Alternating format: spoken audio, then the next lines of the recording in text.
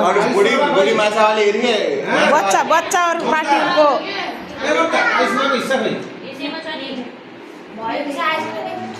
खाना कस्तो बन्यो भन त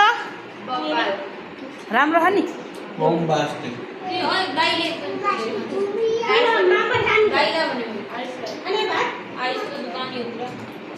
आइस मलाई देऊ अरे उसके ये मासु खाना भने पर इसको बुढीले मासु खान्छ जो 3 6 8 जना बच्चा अहिले पाकाको त पालै आएन यहाँ हेर वेटिङमा छन् कोही कपाल कनाउँदै उता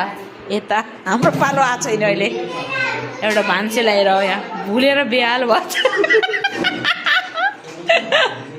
4 जना बसेर खाएका 12 जना बच्चा देखेर होपलेस भइछ एउटी यसरी खाना खाने कार्यक्रम चल्दै हाम्रो कसको बनायो